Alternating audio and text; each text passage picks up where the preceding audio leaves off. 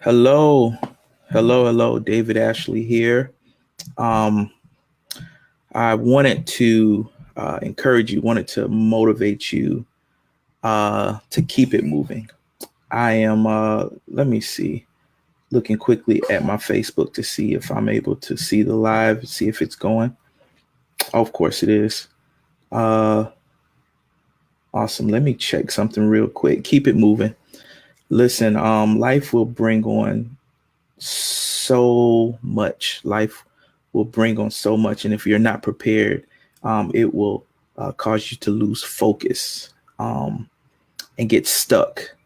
And so, man, I hear my son in there possibly crying. So hopefully I'm going to be able to do this live real quick because my wife is asleep. Haha.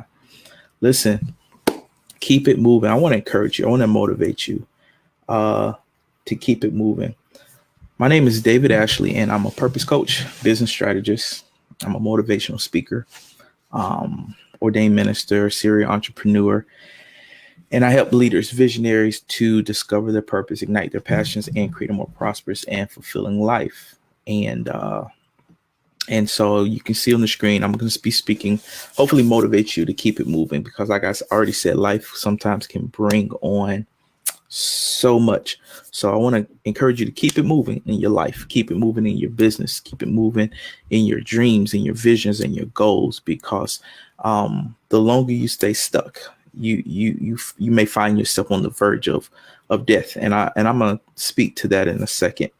Uh, so keep it moving. Listen, this is for you if you need some extra motivation, if you desire to live with more purpose, more passion, more fulfillment. If you have a vision that you're looking to take to the next level, if you want to experience what I call a purpose transformation, where you are living your purpose and you are transforming people by doing what God called you, what God created you to do. You're transforming lives. You're providing solutions, and uh, so keep it moving. Before I go into what I want to share, I want to lay a foundation, like I always do on my video, to talk about purpose and the foundation of purpose, and that comes from Genesis 2. So what I'm going to be covering really comes from the book of Nehemiah, chapter 9, starting at the ninth verse. But Genesis 2 always laid this foundation for me. So at the start of Genesis 2, God says something. He says that the heavens and the earth were complete in their vast array. And then the very next verse says he rested. He rested on the seventh day from all of his work because he was done. And between that time and the 15th verse, something happens. And I don't know what happens, but I mean, there's verses, but something happens for God to realize that he needs to create man. And so the fact that he creates man, he creates Adam, and he places Adam in the garden. And in the 15th verse, he tells him to do one thing only. Tells him to dress it. What he's saying is, I need you to work it. I need you to cultivate it. I need you to grow it. I need you to produce it. And so as a result, God puts Adam in the garden, and he gives him one thing and one thing to do on, to mend the garden, to tend the garden. So as a result, Adam is operating in the garden, and he does something. He says, you can have anything that you want, and you can eat off any tree that you want, except the tree of knowledge and good and evil, because the day that you eat of this tree, you shall surely die. And I want to say that you have to understand that life will sometimes just bring things, talking about temptations and circumstances and problems and struggles. And if you're not focused, if you're not going after it, if you find yourself, you can find yourself stuck. And what I don't want to happen is one day you look at your life and you realize that you're not moving, that you're on the verge of death. And so God told Adam, if you eat of this tree, you're going to die. And I'm sure Adam thought that that meant a physical death, maybe an instant death. But what I've come to learn is that death isn't instant. Sometimes it's slow, it's draining. And what will happen is life and problems and chaos will slowly begin to drain us from it'll begin to drain our dreams and drain our vision and our goals and our passions and our purpose until one day we realize that we're stuck, we're not moving. um we'll realize that we're on the verge of death, and what I don't want to happen is we end up like Adam, where Adam, for those, that's the second chapter, but in the third chapter what we find out is that Adam actually ate from the tree. And the very thing that happened for him was he started to realize that he was naked. And his first thought was, I need to hide from God. He got to this place in life where it was, I can't do what I'm called to do anymore. I can't be who I'm created to be. I feel like I need to hide myself. And I don't want us to go in hiding, because if we do, we stop moving. And in the presence of God, God was calling him and calling for him. And Adam was hiding. He stopped moving.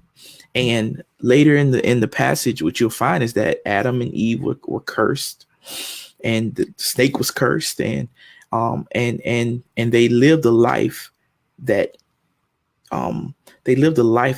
that was cursed.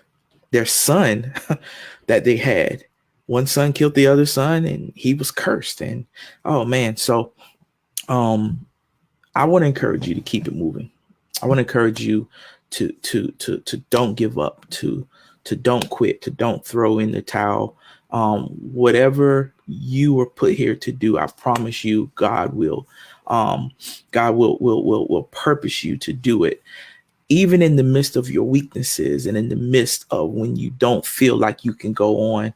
I say this all the time because I believe that is true, is that even in your weaknesses, God is strong. And it's our job to rely on the strength of God, to rely on the purpose of God, because anything God does, he does it for a purpose. He does it on purpose. And you have to know that if there's something lacking, it's lacking on purpose. So if there's something that's missing out of your life, something that you don't have, don't get caught up on the fact that you don't have it. It's for a purpose, and God will use that purpose, and God will do in you. And what happens is we will allow those weaknesses to kill us. We'll allow those weaknesses, the lack, to be the tree, to be the thing that we focus on so much that we forget that we got a purpose. We will allow the tree that Adam, of knowledge and good and evil, that Adam was attracted to be the thing that that stops us and that gets us stuck and allows us to stay in fear and procrastination. And so in the book of Nehemiah, something happens. I'm going to read it real quick. It says, you saw, this Nehemiah chapter 9, verse 9. I want to encourage you to keep it moving. It says, you saw the suffering of our ancestors in Egypt. You heard their cry at the Red Sea. You sent signs and wonders against Pharaoh, against his officials, and all the people of the land. For you knew how arrogant the Egyptians treated them. You made a name for yourself, which remains to this day. Nehemiah, he's talking to the people of God. You've made a name which remains to this day. You divided the sea before them so that they passed through it on dry ground. But you hurled their pursuers into the depths like a stone into mighty waters. By day you led them with a pillar of cloud, and by night with a pillar of fire to give them light on the way that they were to take. The 13th verse says, and you came down on Mount Sinai. You spoke with them from heaven. You gave them regulations and laws that are just and right, and decrees and commands that are good. You made known to them your holy Sabbath, and gave them commands, decrees, and laws through your servant Moses. The 15th verse says, in their hunger, you gave them, In their hunger, you gave them bread from heaven, and in their thirst, you brought them water from the rock. And you told them to go and take possession of the land that you had sworn with uplifted hands to give them. The 16th verse says, but they, our ancestors, became arrogant and stiff necked, and they did not obey your commands, and they refused to listen and failed to remember the miracles that you performed for them. They became stiff necked, and their rebellion appointed a leader in order to return to their slavery. But you are a forgiving God, gracious and compassionate, too slow to anger, and abounding in love. Therefore, you did not desert them. Listen, I just read to you Nehemiah chapter 9, starting at the 9th verse, all the way down to the 18th verse. And this was a prayer that went forth that was being spoken to God. But the reason it's significant now is because in the midst of the prayer, the people of God had to be reminded of something. They had to be reminded that God brought them from what God brought them from.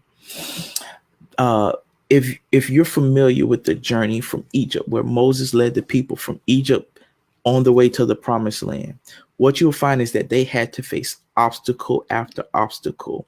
And in the process, they complained, and they would do things that irritated Moses and irritated God, even to the point where they found themselves having to spend 40 extra years just wandering in the wilderness. And there were repercussions for some of the things that took place. Moses couldn't even enter into the promised land. The people he was leading didn't get to enter into the promised land except for two people.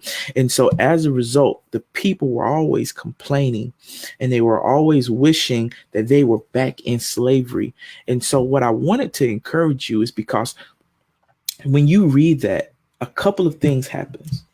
First of all, in the 9th verse, God reminds them, you remember the sufferings of your people, the people that were in slavery, and you know what happened to them, that they were at the Red Sea. Didn't the Red Sea part? Didn't they walk on dry land? You were with you know with your people what happened when they were hungry, and I provided bread from heaven, and they were thirsty, and water would come out of a rock. And as you read, it says that by day there was, in the 12th verse, there was a pillar, a cloud that they would be able to follow. And then by night, there was a pillar of fire that would give them light. And so when I hear that, what that tells me is, as long as I keep it moving, God will provide, that God will supply, and that God will continue to do what he says.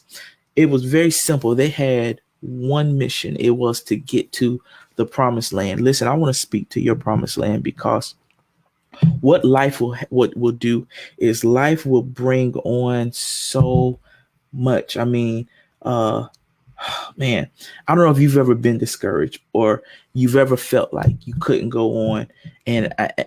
But I know I felt like that before. I know I felt like giving up.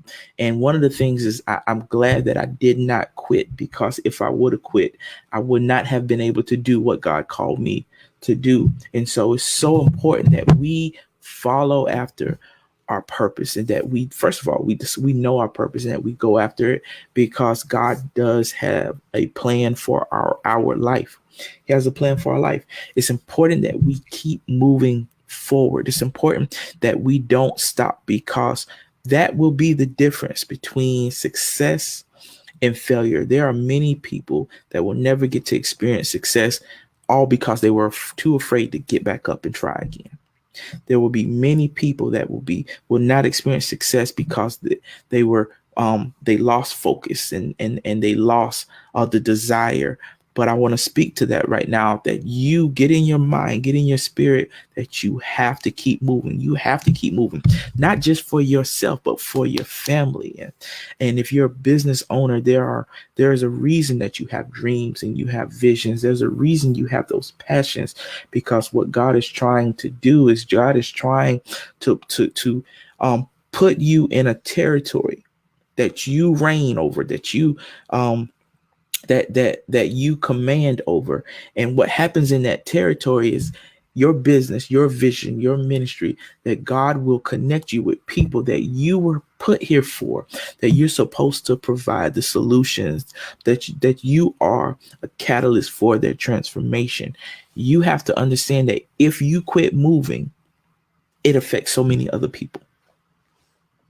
Please know that if you were to give up right now, if you were to quit, suicide, if you were to give up, it affects so many other people. And that is not the plan of God for you to quit. It's not the plan of God for you to give up. So I want to speak that. Keep it moving in your house. Keep it moving on your dreams. Keep it moving with your goals. Keep it moving with your passions. Keep it moving.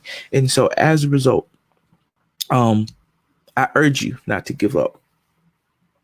There are going to be times when life makes you wonder if God has even given up on you. But I want to assure you that he hasn't. And sometimes this prayer that went forth in Nehemiah, really starting, I believe, at the 5th verse, but we started at the 9th verse and just went to the 18th verse instead of going all the way through the chapter, that this prayer is a prayer that reminds you just how powerful the God you serve really is, that he is the creator, and he is the author, and he is the finisher. And if he's all of that, then you must know that he has all control and all power in his hands. Listen, don't allow the enemy, don't allow people to trick you, and don't allow yourself to stop moving. If there's a vision in you, if there's a goal, if there's a dream on the inside of you, listen, it is there for a reason. What I don't want to happen is we end up like Adam, where instead of focusing on our purpose, instead of tending to the garden and growing it and cultivating it and producing, even understanding that God trusted Adam so much that he would bring the animals to Adam. In verse 19, I believe 18, 19, Adam begins to name the animals, and the Bible says whatever Adam called them, that's what it was. There was much power in Adam. There was so much purpose. There was so much in him. What happens is Adam focused on the tree. And the first thing that happens is he realizes that he starts to deal with identity crisis, and he feels the need to hide, and he's hiding from God, and he's operating in his weakness instead of operating in the strength that God gave him to operate in. What I don't want to happen is we find ourselves focusing on the tree of knowledge and good and evil, where we miss out on the promises of God, where we miss out on the purposes of God, where we miss out and we find ourselves stuck, and we look back and we realize we're not moving. You need to get that in your spirit today, to keep it moving, talk to it, affirm whatever you need to affirm, declare your intentions, to let whatever is in your life that's stopping you right now, let it know, let him or her know, let them know that you are going to keep it moving. You're going to keep it moving. Listen, if you would love to connect with me, feel free to hit me up anytime. Go to my site, purposetransformation.com. If you need a coaching session, I offer free coaching sessions for 30 minutes, limited time. It won't always be on my website, but it is right now at Purpose Transformation /discovery session. But what I want you to do is just to keep it moving. Be encouraged. Hopefully this was a source of motivation for you. Hopefully, that you will wake up inspired, empowered to just go after your purpose, to go after what God has called for you to do, and to be able to overcome any attack that the enemy may have laid out for you, that may be trying to get you stuck, maybe trying to stop you. Don't be like Adam, focusing on your purpose. I meant focusing on your weakness, focusing on the tree. Uh, be what God called him to be. Be what God called you to be. You are here for a purpose, and God wants to use you. And so remember, keep it moving.